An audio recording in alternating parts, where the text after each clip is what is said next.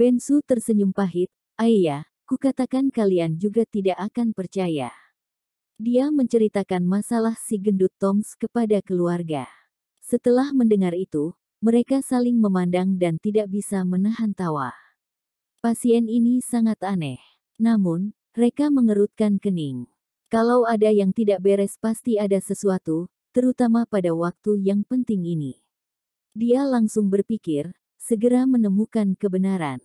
Kalau tidak salah, orang ini pasti suruhan Shanks.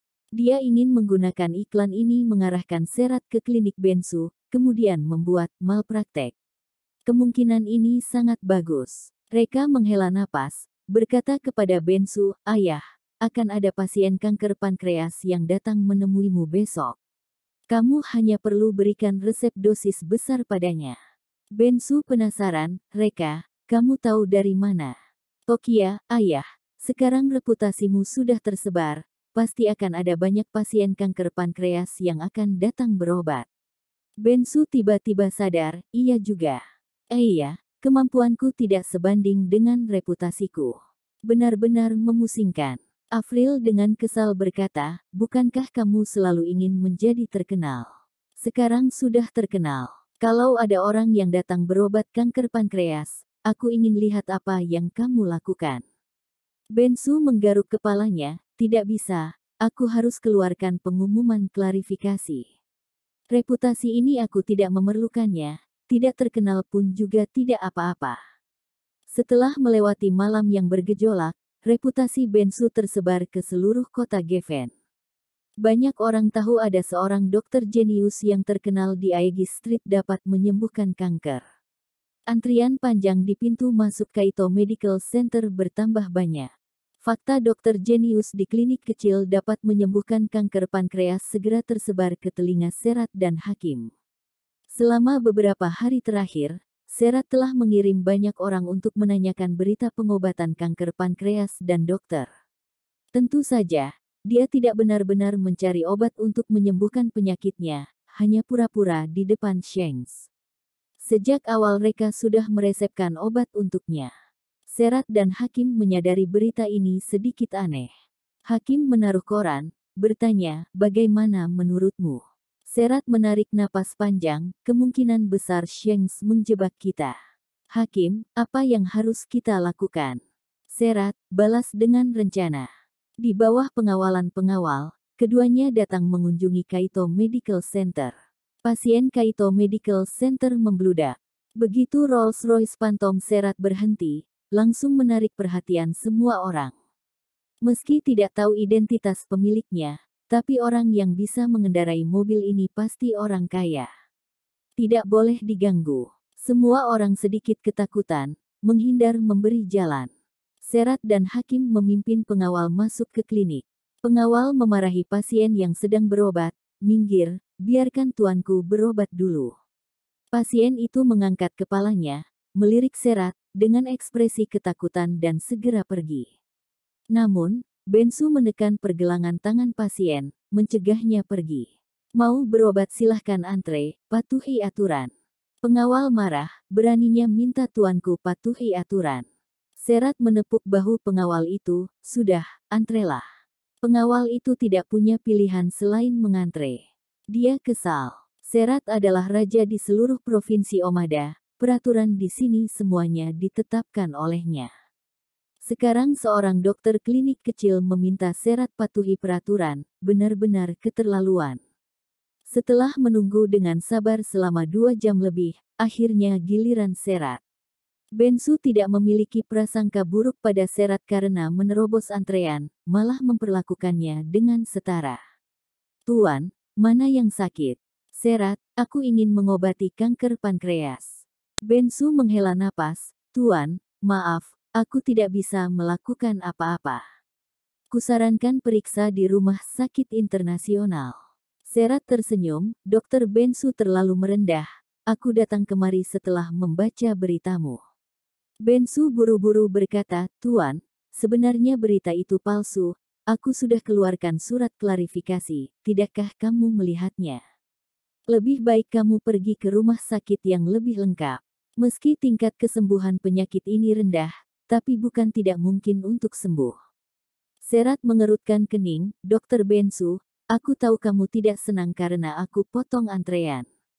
Tapi kamu tidak perlu gunakan alasan ini untuk tidak tolong pasien.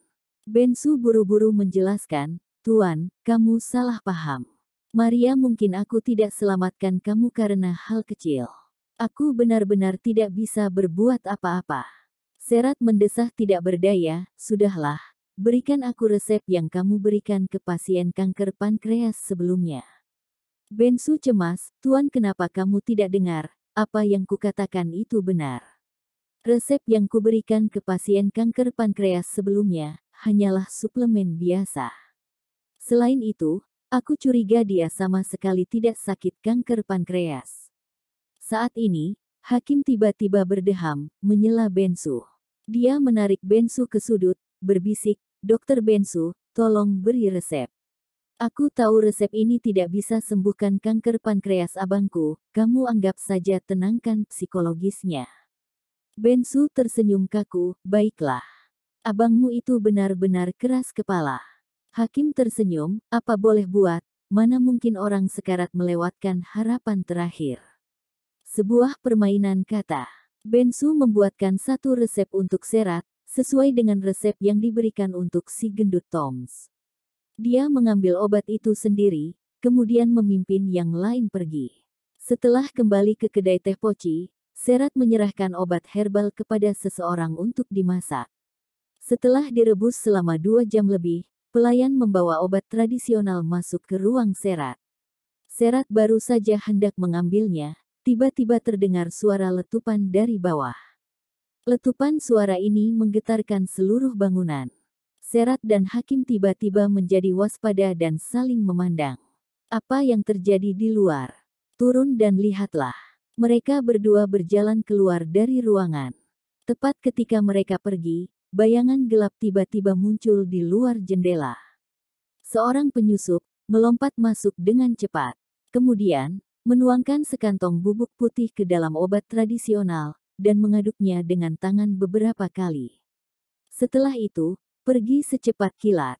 Seluruh rangkaian gerakan berjalan mulus, tidak lebih dari 10 detik, dan tidak mengeluarkan suara aneh. Ini cukup menunjukkan kekuatan lawan. Di lantai bawah, sebuah mobil tiba-tiba meledak. Serat dan Hakim saling memandang, menunjukkan senyum penuh arti.